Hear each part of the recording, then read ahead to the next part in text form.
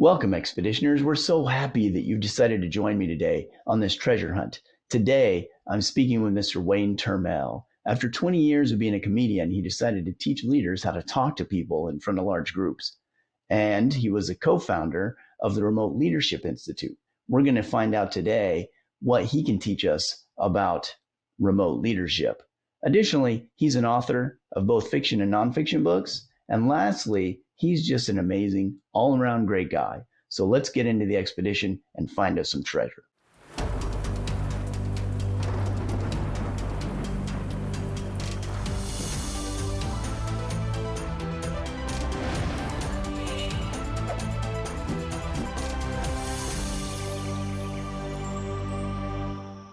Thanks for joining us today, Mr. Wayne. So we're going to talk a little bit about virtual leadership, not a little bit about a lot. We're going to talk, that's probably going to be the only thing we talk about. And so part of what our focus is on our research end is we're looking for really practical ways that new first time, couple time leaderships, they're brand new leaders are trying to pull out of their hat to do the most effective job in the simplest way with a virtual team in the nice virtual world that we live in. Right. Back about 15 years ago, there was no such thing as a virtual team, and everyone was thrust into a virtual world, whether it was by choice or not. So I would question that statement. Okay. When you think about it, we've always had them. Genghis Khan ruled half the world and never held a WebEx meeting. True story. The English Empire did very nicely under Queen Victoria, and, wasn't like everybody met at her place every Friday afternoon. That's good. That's good. Thank you. Thanks for pointing that out. That's something I actually hadn't thought of, so that's awesome. One of the questions that came to mind when I was thinking about virtual teams, because I've done a little bit of virtual team where the team was all virtual, and I've had teams that weren't all virtual. When it comes to leadership in a in-person team versus a virtual team, how has your personal leadership style changed as you've migrated to a more virtual team environment? Well, I'm kind of the wrong person to ask because I've always had, from my very first big boy job, which was in 1996, I've always had a mixed team. Of some people local and some people elsewhere, sometimes globally. Mm-hmm. And so it's always kind of been part of what I've had to deal with. And I think what has happened is that as the technology has gotten better and more convenient, it's easier to do some of the things that you need to do. In the long distance leader, we have this list of rules, and rule number 1 is think leadership first, location second. And my experience, not just with myself, but with my managers and with people that we've worked with, is people who are intentional, good managers, period, tend to struggle less with distance. There's some initial discomfort and craziness, but eventually, they figure out if I do the right things as a leader and I figure out how to navigate the remote part, I'll probably be fine. What happens is that leaders who are not very confident, skillful, good at what they do are really not good at it remotely. Okay. So there really isn't that much of a difference when it comes to that because it's still leading. Yeah, it's a difference of degree. Okay. Not a difference in order. And there are certainly things, the biggest thing I think when you work remotely is that people are literally out of sight and out of mind. Mm-hmm. And so a lot of times people are feeling ignored or they're feeling like somebody else is getting all the manager's attention. And it's funny because as a manager, I'm going, well, they know my door is open. They know they can come to me. If they're not coming to me, obviously everything is fine. Well, that's a dangerous assumption. So what can a leader do to kind of minimize that? It's really about creating, I'm inventing this on the fly, but I think there's 2 or 3 things that are really important. The first is there needs to be a cadence of communication. Okay. Right? That kind of exists by default with people who are in the office. That actually creates a whole other challenge. But how often are you going to talk? How long are you going to talk for? What method of communication are you going to use? Mm-hmm. All of that kind of needs to be determined.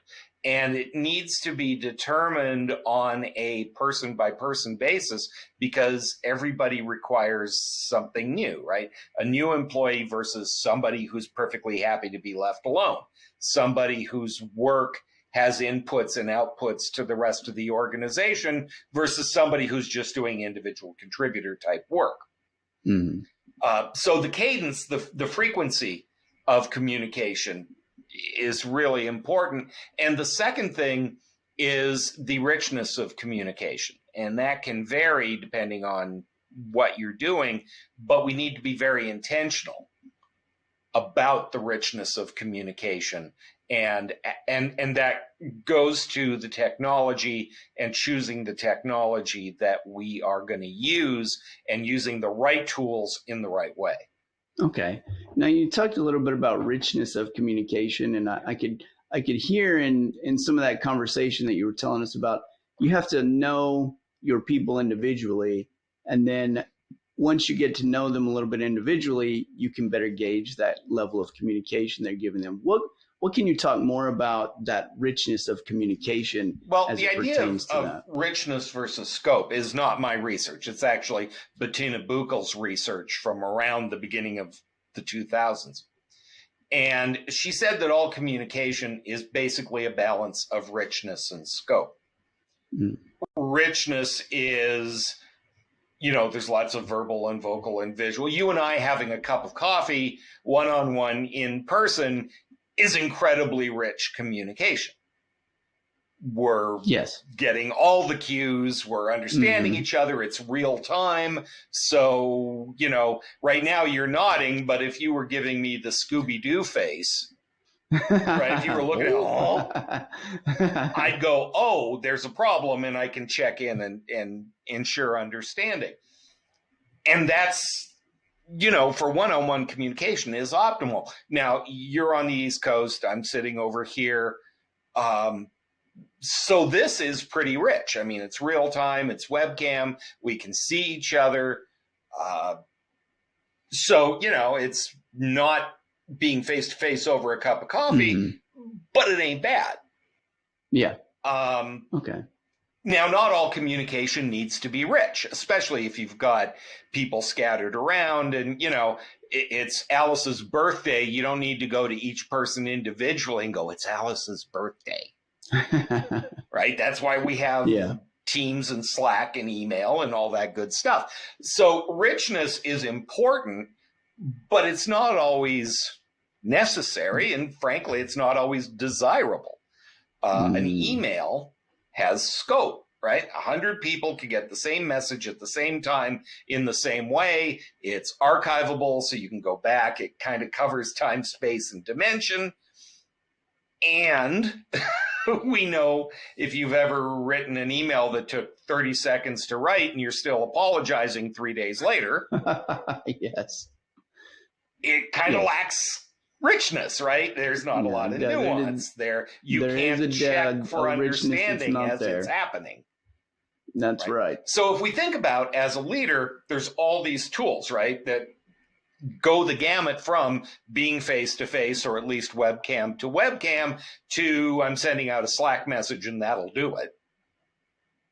Awesome. We have all of these tools in between, right?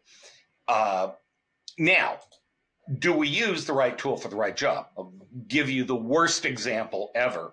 This is a real example. It happened to my wife. She was once fired by Instant Messenger. What? Yeah. Yeah, To me, that's crazy. Most Why would people that were in happen? the office. Her and a few people were working remotely, and her boss sent the remote people, we are changing the way our company does business. We are ceasing to have people who don't work in the office. Your last day is Friday. I'm paraphrasing, but not by much. What? That's crazy. And to this me. is how ineffective that message was. She didn't read the message, and so she kept working like through the following week because she didn't even know she'd been fired. I'm sorry to laugh at that, but that's Well, yeah, of course you're going to laugh You at it have because to. you're a sentient human being and you understand how ludicrous that is. But that's the thing about leadership communication. I don't need to tell you that this guy was a raving jerk before that moment. well, I can Right. yeah, I can gather some of that in the context Right. of the message. So the technology merely facilitates that, right? Give you a much more common example, and I'm certainly guilty of it. I don't know any manager who isn't. It's Friday afternoon. It's late. I've got to talk to Gary, but you know what he's like. And I've got one foot out the door. I'll just send him an email. That happens. It absolutely happens. A lot. Now, sometimes it's not a big deal, but if it's really something I need to talk to you about, that would be better having a conversation.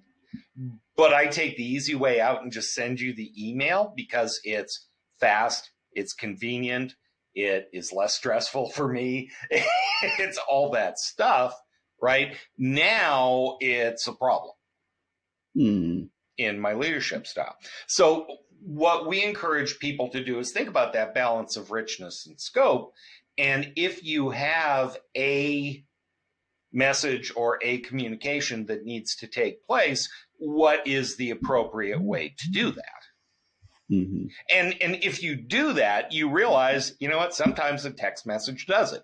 Sometimes you can just have a quick phone call. Sometimes you can get on Teams, but, you know, I don't care that you haven't showered yet. You don't have to put your camera on. This is a 2-minute conversation versus a coaching conversation where I want us to be able to have as rich an experience as we can have.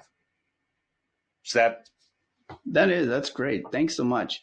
That added a lot of insight to it, and I'm gonna have to get over it. I just can't get over the whole text message, the instant message firing thing.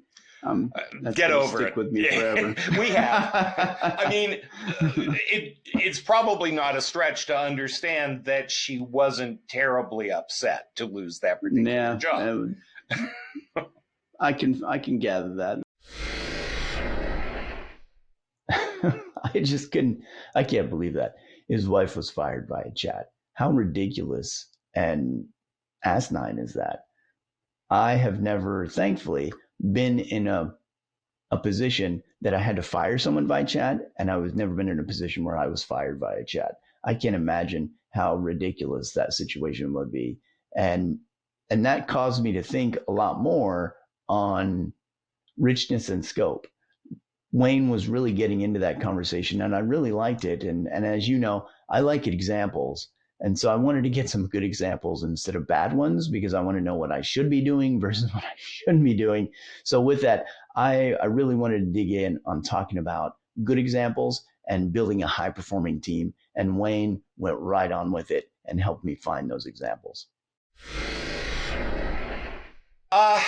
Boy, a couple of things, and they're not radically new. You just have to be aware of it. One thing, and I've already mentioned this, is that not everybody communicates in the same way and wants the same level of communication. Mm-hmm. Simple example. I live in Las Vegas. My boss lives in Indianapolis. We're 3 hours apart, right? Mm-hmm. We have known each other for a billion years, even before we were hired. We've written books together. We very seldom are in the same place at the same time. We figured it out in the 8-ish years that I've worked for him. we have been in the same town at the same time, maybe 8 or 9 times. That's awesome. And yet we've written 3 books and we run a company and like that. But the relevant point here is that because we're on different time zones and schedules, I am an early bird, as most people who work on the West Coast are. And I start my day easily by 7 o'clock, usually a little earlier. But I always start my day by getting on Slack, sending Kevin a message. Hey, good morning. I'm here. I mean, sometimes there's a message waiting for me when I log on because people's day has already begun. But I'll check my messages and then I send Kevin a note. Hey, I'm here. Good morning. You know, sorry, Purdue lost last night. What do I need to know? And 4 days out of 5, the answer is nothing. Have a good day. Talk to you later. Or he wants to know what I'm working on, and I tell him, and that's it, right? It's a 30-second chat conversation. That 5th day, though, he may say, you know, I have something I need to talk to you about, and we either have the conversation or we schedule the conversation. And it's not that he couldn't just reach out to me or I couldn't just reach out to him if I have something important to say. But for me, just that little bit of real-time connection satisfies whatever neurotic thing I have in my brain. I feel connected. I feel like I know what's going on. He knows that I'm on duty and that I'm working. That gives him a sense of comfort. Which gives him a sense of comfort. Not that he needs it. I mean, Kevin is a superior being and he trusts me and right, because he gets this constant drip, drip, drip of evidence, he doesn't have to worry about whether or not I'm working. We also have people on our team who work with Kevin who don't live in Indianapolis, who he might communicate with once a week. And that's fine for both of them. They're both okay with that level of communication. When I have too much silence around me and I don't know what's going on, it makes me nervous and it makes me crazy. He works with me differently than he works with Guy Harris because I need that. You know, if you've done I'm cautious about what I'm about to say. I mean it, but I have to be careful. I am a big believer in work style assessments, whether it's DISC or 16 types or what. I don't care what you use. What you use is less important than the fact that you have some kind of conscious insight into how you work. And that gives you a pretty good idea, if you've got any degree of emotional intelligence, on how other people work. Fair assessment. Yeah, that's fair. So if I'm talking to you and I know that you like examples and you like data and you want to hear that, right? I can't keep it at a very high level conversation. I have to make it really practical and tactical because that's what Gary needs. Talking to somebody else, talking to somebody like me, you know, I can keep it at 50,000 feet. We can have that conversation all day long. It's going to frustrate 3/4 of the population. That's true, it will. But that's how I operate, right? The more data, the crazier I get. And people who work with me know that. Don't give Wayne too many numbers. Don't get lost in the weeds. It's important. But if you're going to have a high-performing team, a couple of things. First of all, you need that diversity of thought and that diversity of opinion, which brings with it a certain degree of innate conflict. Okay. So you need to be cognizant of that. Conflict is not bad, regardless. Wait, you said conflict isn't bad, but everybody thinks it is. Because we have this vision of conflict on the far end of the spectrum as I hate you and you're an idiot. But that's not what conflict is. Conflict is any time two human beings have a different vision of what should be happening and it's not. And so, you know, sometimes that's not much. A simple oops will handle it. Sometimes we need to adjust how we work together. And sometimes we got to have it out. And then eventually we'll get where we're going. Okay. I mean, Patrick Lencioni's 5 Dysfunctions of a Team. I've been teaching at Mount Mercy University as part of their MBA program for 5 years now, and they can choose the book that they want to do. And that's good. An inordinate number of them choose 5 dysfunctions, and they always, at the end of the term, have to discuss one of the dysfunctions, and 4 times out of 5, it's conflict, because that's the one that people are least comfortable with. Mm-hmm. That makes sense, because, I mean, if you look at today's political climate and some climate at some universities around the country, where if you have a difference of opinion, you're the enemy and we can't talk to you. How does a leader try to manage that when you get that diversity of thought on a team and those diverse opinions and that diverse? I mean, that's, I suppose, style. Certainly part of it. Although, if we're figuring out how to solve the Johnson account, my caring about who you vote for is far less important than how you tackle problems. Right? Agreed. I can work with you as long as we're focused on solving this problem. Don't come at me with your political opinions, because you and I will have it out. But on a day in, day out basis, that doesn't mean we can't work to address the thing that we're trying to address. Okay. So a measure of focus is required at that point. Yeah, and this gets back to, differences between in-person and remote. One of the things we have found during COVID is I had a client come to me as they're starting to come back into the office, and I said, "How's it going?" And she goes, "Awful. These people have all gone feral." It sounds like some people in my office. They're wearing inappropriate clothing choices. They have completely forgotten how to be respectful to each other. It's because they've been able to live in their own little world. And so it's created kind of some tension there. So when you are working remotely, you need to be aware of what people are doing and how they're working and all of that good stuff. And it can work perfectly well. You just need to be cognizant of it. I mean, it's funny, especially with COVID forcing people to work more remotely than they did. There's kind of this sense that eventually we'll come back to our senses, but it's not like the before time was some Edenic time that everything was perfect and nobody ever had any problems with the way we worked. That's true. That's true. We had plenty of problems before COVID. The office, people complain about, web meetings aren't the same as being in the room.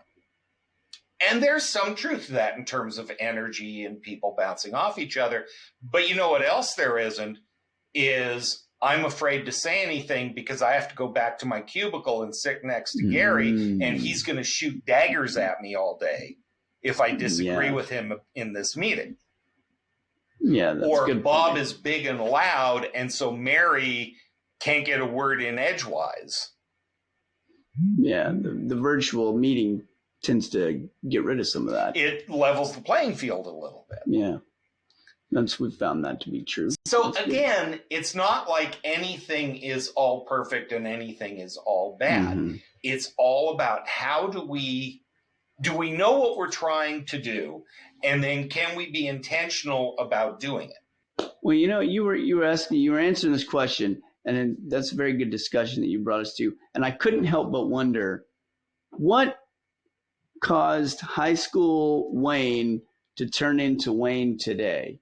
What drove you into this line of work? Okay, get the edit button ready. Okay. Because there was a path, but it is a long, windy, extremely unique one. I went to school for broadcast journalism, but never really did that. because straight out of high school, I started doing stand-up comedy. This was in Vancouver.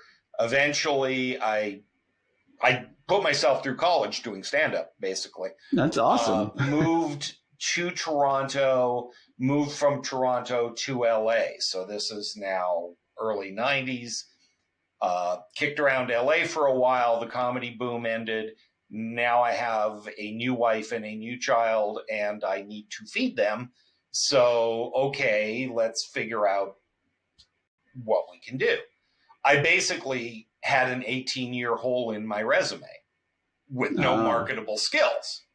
Okay. Well, what is the one thing I can do? I can stand there and talk. Through a roundabout way, that led me to the corporate training business. That's how I got into corporate training. And at the beginning, my specialty was presentation skills.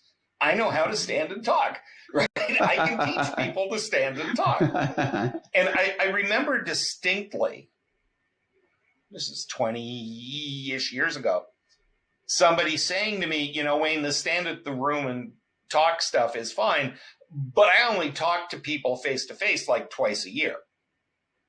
The rest of the time I'm on the phone or I'm on this new thing called WebEx. Mm-hmm. And I started looking into WebEx because WebEx and Skype and all these things were happening. And I saw the potential of it, but I also saw that nobody was teaching people how to use these tools effectively. Mm-hmm.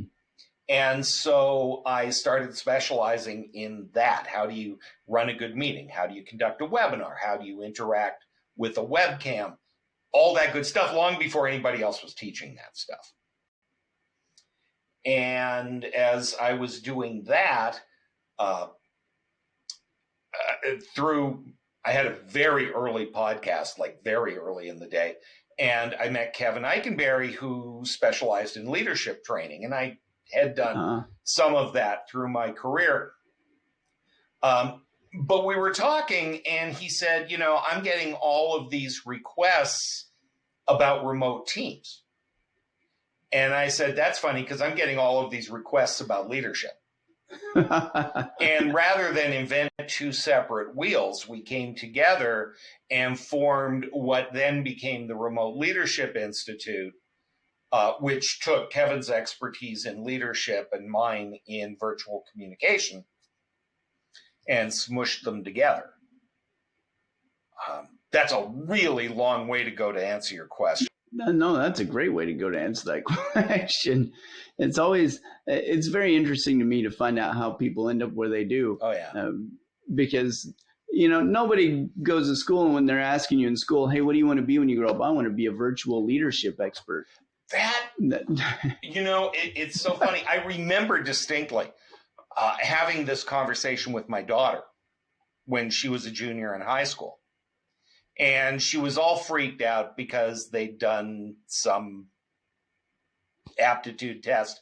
And as always in high school, the counselor basically said, here are 3 things you should consider. Yeah. Right.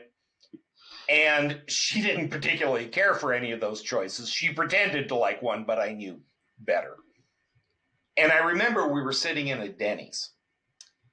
And I said to her, I grabbed the salt shaker and I put the salt shaker in front of her and said, how many jobs do you think are associated with this salt shaker? It's a lot of jobs.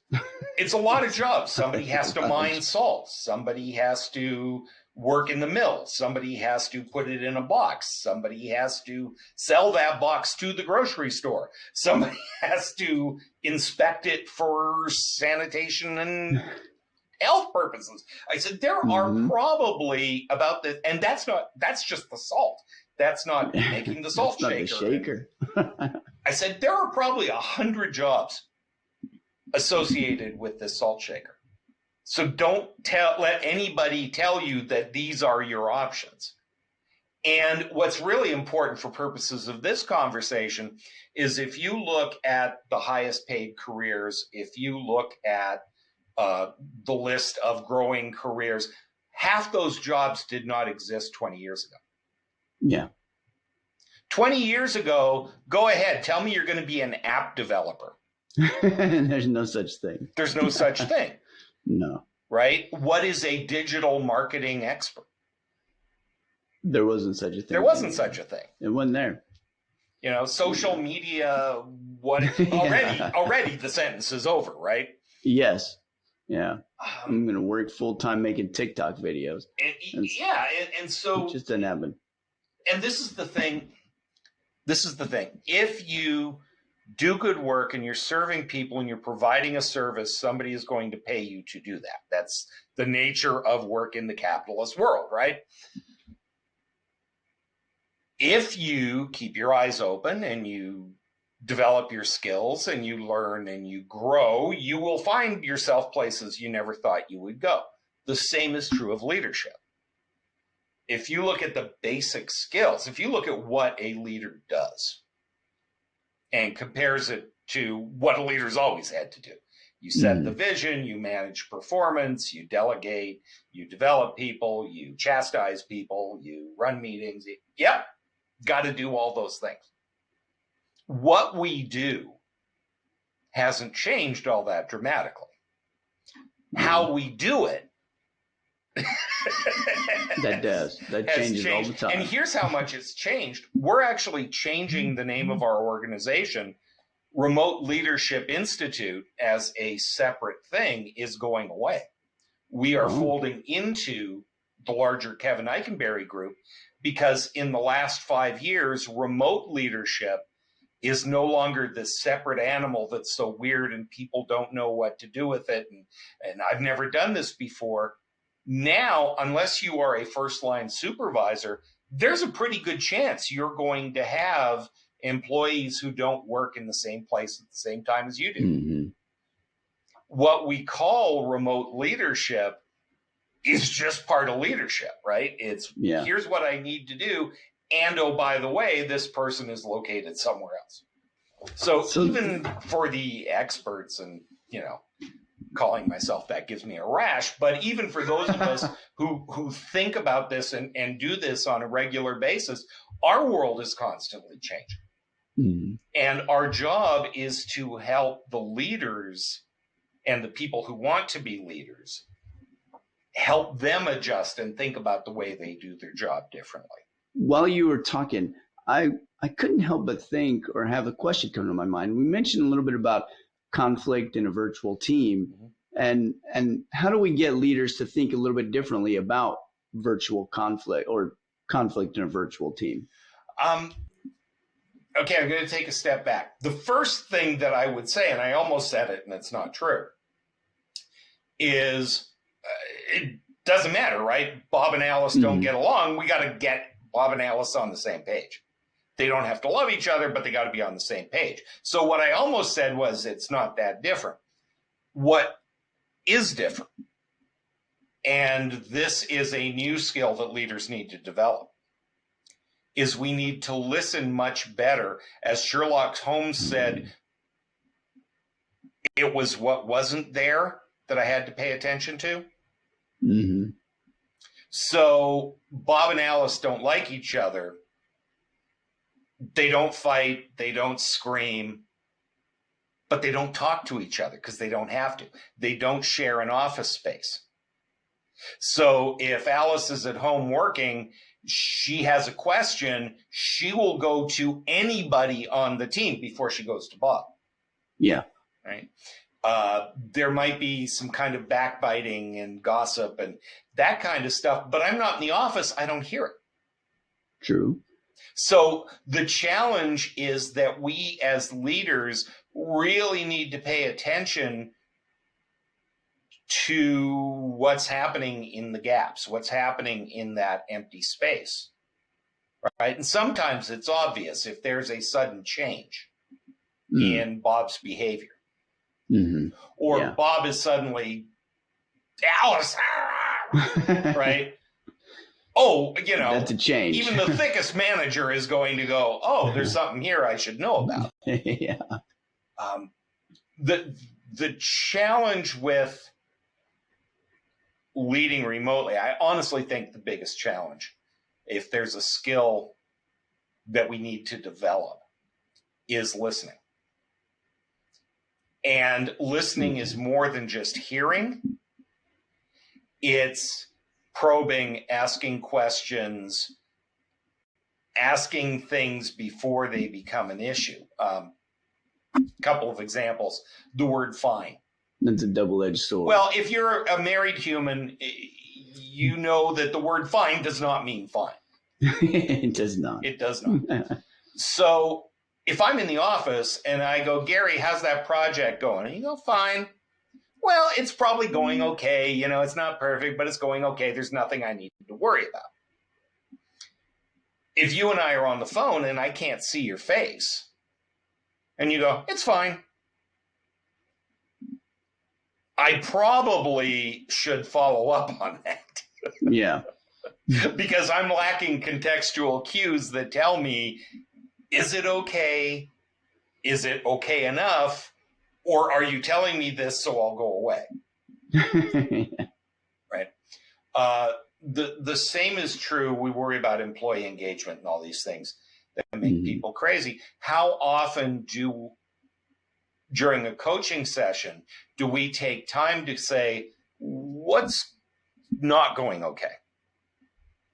Right? If we could fix we don't want to know that. If we don't want to know that. Something, what would it be? Is there something you think we could be doing differently? We need to ask that stuff because we don't get the contextual cues. You know, if I'm walking through the cube farm and Alice is beating her head on the monitor, you know, Alice, is everything okay?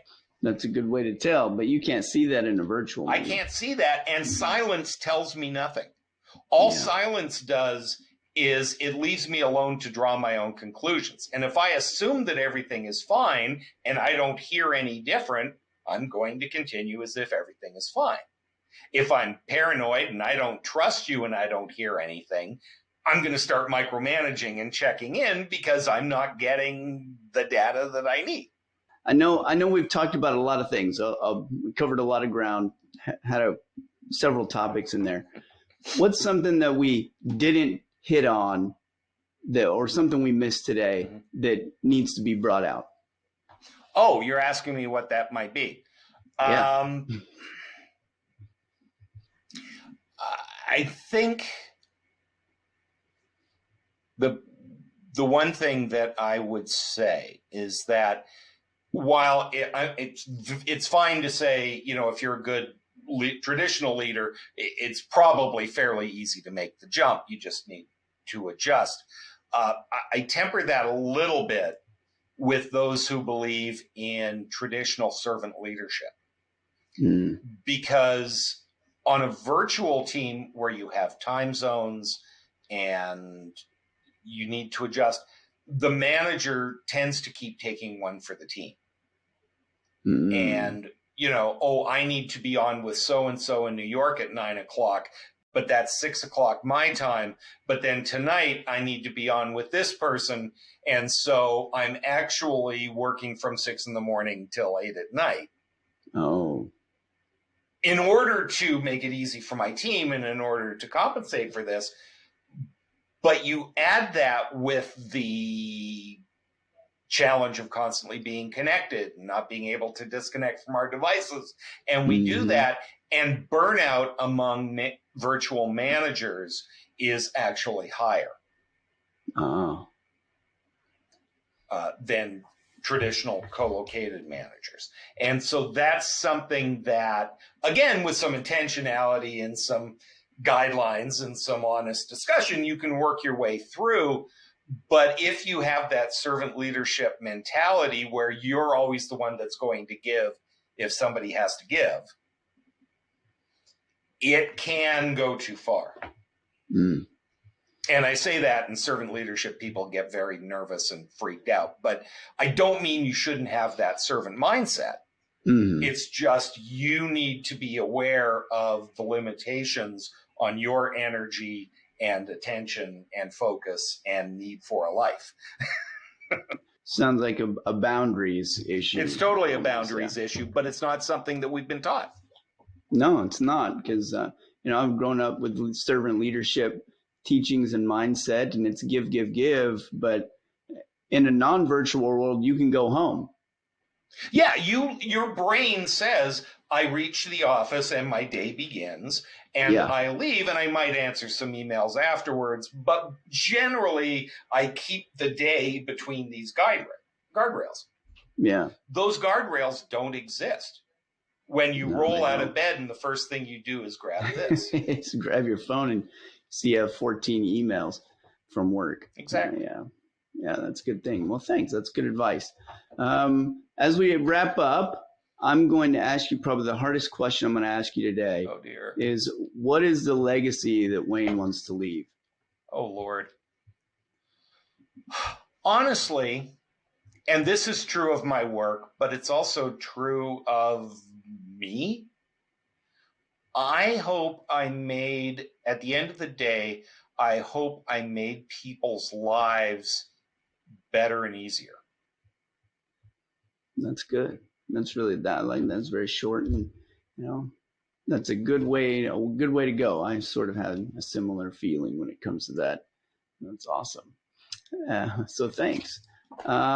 Last question for today. Oh, you keep, oh, just when you think No, you're no, out, this is they it. pull This you is it. back We're in. last one. Promise, promise, promise. Last one. What project are you working on that you'd like us to know about? Oh, good heavens. We have the new book, The Long Distance Team, which is coming out in February, end of February. And it's the Awesome. third in the long distance work life series. So there's long distance leader, long distance Mm-hmm. teammate, now there's long distance team. Oh, that's And our awesome. current focus of our work is going to be, and this has to do a lot with return to office and kind of Mm. post COVID, but it's really about team culture and building the kind of team that you want to have, regardless of where people are sitting or the structure of That's that team. awesome. I can't wait. You said that's coming out in a month or so? February February? 28th. Perfect. I'll be looking for it. Well, when it comes out, I'll drop a link on the page. Perfect. So thanks so much. Well, thank you, Mr. Wayne, for your time. It's been such a pleasure talking with you. And so thanks so much. It's been great. If there's anything we can do for you, please let me know. You bet. Have a good day. You too. Oh my goodness. Talking with Wayne was amazing today. He's a wealth of ideas and insight to help all leaders of all experience levels learn to do better at communicating. In fact, you get to see some of my communicating, whether it's poor or good. And so, so we're going to be able to take some of the information he gave us, the treasures we found in our expedition, and apply them in what we do.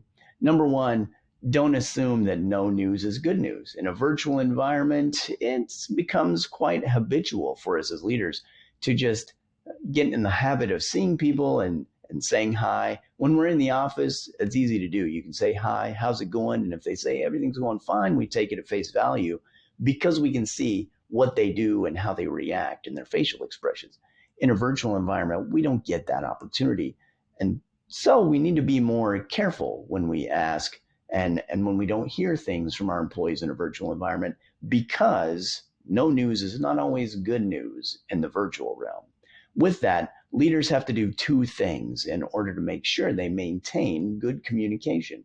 Number one, leaders have to set the cadence of the communication. You have to determine by getting to know your people one-on-one what their preferred cadence of information is and their cadence of communication.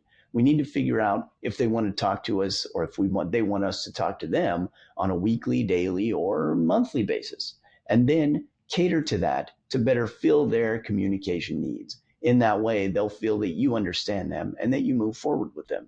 Number two, we have to also provide the best scope or richness of that communication. As in Wayne's example of his wife being fired over IM, that was a really horrible example of applying richness. We need to make sure that we measure the richness as leaders in a virtual environment to the specific situation and its requirements. If somebody needs to be terminated, don't do it over IM. Bring them in and talk to them in person. If that's not possible, video chat is the next best option. Also, Wayne talked to us about fostering ideas of diverse opinions on our teams. Too often, we try to silo ourselves with the information we receive, where we receive one type of information. We can't do that as leaders. It's just horrible to try to do that in the first place, because we become pigeonholed in what we do, and we become victims of groupthink. We want to foster diverse opinions and ideas, and even encourage a measure of conflict. Something Wayne talked about today that was very eye-opening to me was that conflict is not always bad. And once we begin to think of it that way, that conflict can just be as simple as a difference of opinions, then we can become more stable in our opinions and our ideas, and also more confident in what we have and what we think and do. That confidence will bleed over into our team and give them the confidence to come with us when they have differing opinions. Through differing opinions, we can actually find much better solutions. So moving forward in that direction will help us in the best possible way. Additionally, Wayne said, in dealing in a virtual environment, we have to hear what is not said. We can't just take the answer at face value a lot of times. As in a live face-to-face office situation, if I want to talk to somebody and I ask them, how's everything going, or how's that project coming, and they say, it's okay, then I can take those bodily cues and determine whether or not that really is okay, or if I need to follow up more. In a virtual setting, we don't get that. We don't get those cues unless it's over video, which is rare. In those instances, we need to follow up. If they say it's okay, we need to find out, is it really okay? We can ask follow-up questions to make sure that what we are interpreting and hearing is actually what they're saying. A lot of times we'll find with those follow-up questions, that's not always the case. And so we need to manage that communication to make sure that we get the full breadth of information to us as the desirer of the information. We need to get that from us.